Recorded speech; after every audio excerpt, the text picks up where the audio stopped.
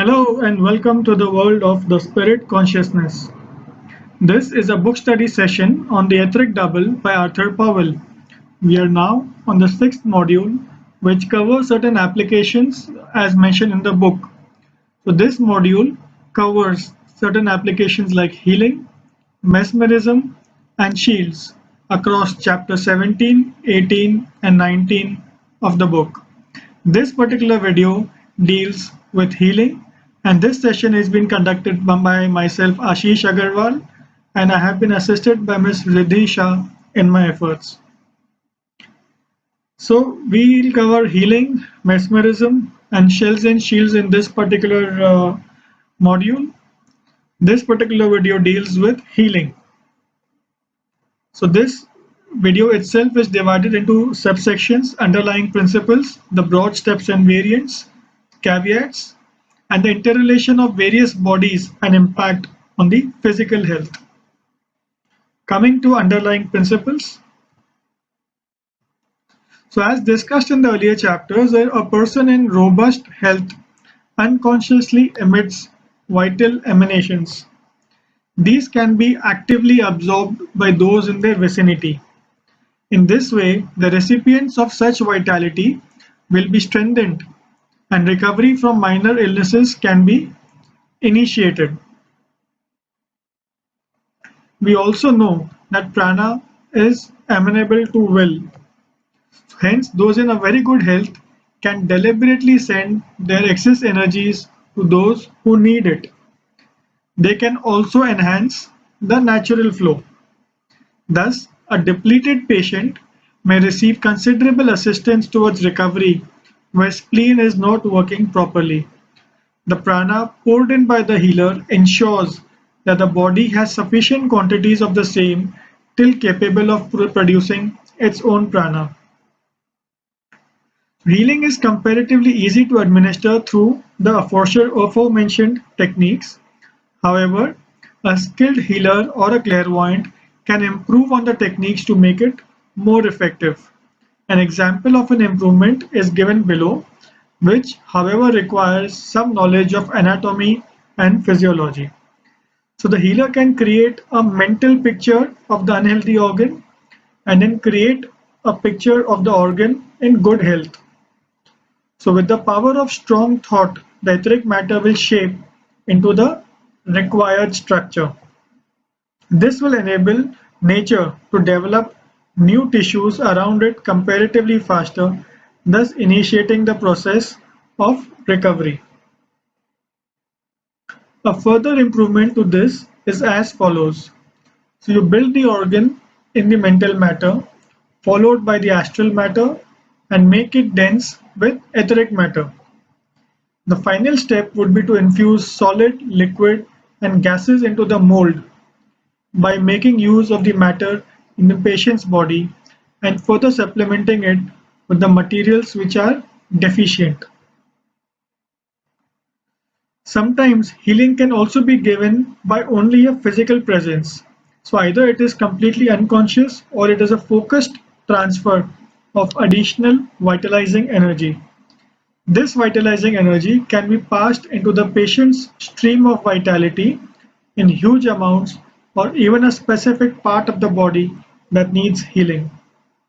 Many small diseases or discomforts can be healed by only increasing the circulation of prana in a person's body.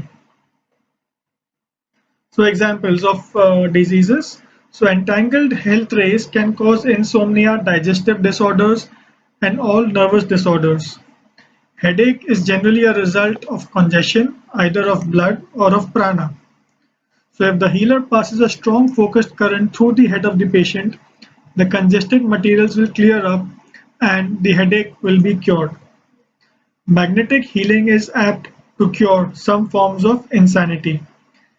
So some types of insanity are caused because of a faulty etheric brain. So particles in the etheric brain fail to correspond with the particles of the physical body. Hence, the etheric brain is unable to carry vibrations from the higher vehicles in a proper manner. So the broad steps in the variants to the healing. So healing can be provided magnetically in a well-organized and impactful way by the following method. So the patient is requested to sit or lie down, whichever is preferred, in a comfortable position and to relax completely. An easy chair with flat arms is perfectly comfortable for this purpose. The healer sits on the side arm and is hence in a slightly elevated position. From there, the healer makes passes with his hands over the patient's body or at the specific area while exerting will, relieving the patient of the disease. These motions can either be made from a slight distance or by placing the whole hand very softly, which is more helpful. The other techniques, so when healing a local congestion, a somewhat different method can also be employed. The healer places one hand on either sides of the part that is affected and focuses a current of healing magnetism starting from the right hand and reaching the left. This method helps in eradicating the congested matter in the patient's affected area. The next step after healing the unhealthy part is to pass a stream of magnetic fluid and prana from oneself into the patient's stream. The method for this is the same as the previous one. However, a stronger willpower will be required to pour the own prana into that of the patients. This can either be done by making long motions over the entire body or small motions only in the affected area, or even by passing the current between both hands, passing through the area that needs to be healed. The caveats in the healing process. So after making each motion, it is crucial for the healer to shed off the etheric matter he or she has collected from the patient, or else he runs the risk of retaining some of the withdrawn etheric matter in his own. If the latter happens, the healer may suffer from the ailment he or she has cured the patient from. For instance, if the healer has cured the patient of joint pain, they may find themselves aching from the same. If not done, the healer themselves become very ill or even develop a chronic illness. This unhealthy magnetism can be removed from the healer's aura by jerking the hands thoroughly away from oneself and facing downwards. It is important that the unhealthy magnetism drawn out be destroyed, else the healer or the patient may get negatively impacted in the future. This can be achieved by throwing away the unhealthy magnetism in a bowl of water and then disposing of the water. It is advisable for this process to be completed by washing the hand thoroughly in the water and then proceeding towards the positive or the healing part of the treatment. Another method to destroy the unhealthy magnetism is to aim the unhealthy magnetism to some classes of elementals where it is appropriately dealt with. It is important for the healers themselves to be absolutely healthy because there is a possibility of the healers transferring some of their own unhealthy magnetism into the patient. Clothing is a minor obstacle in magnetic healing, especially silk. Hence, it is recommended that the patient be dressed in minimum clothing according to the situation. So, interrelation of physical bodies and impact on physical health.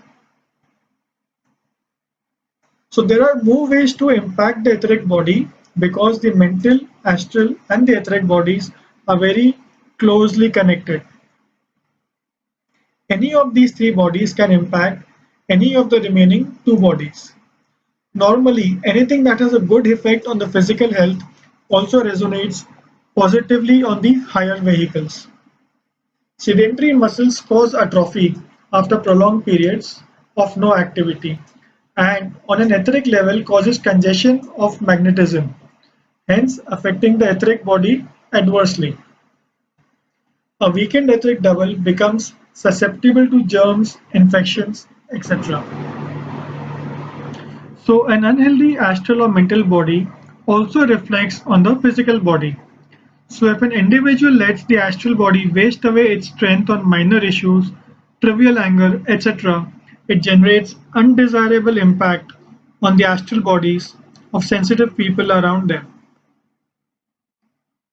Additionally, the frequent trouble caused to the astral body often reflects in the etheric body and eventually upon the physical body in the form of all kinds of nervous disorders. Most nerve disorders are thus caused mainly because of unnecessary worries and other unpleasant emotions. It can be cured if the patient is guided to holding their vehicles peacefully and without fuss. Magnetic healing and mesmerism merge very easily, and hence we shall now proceed towards mesmerism. So the next video we will be discussing mesmerism. Stay tuned.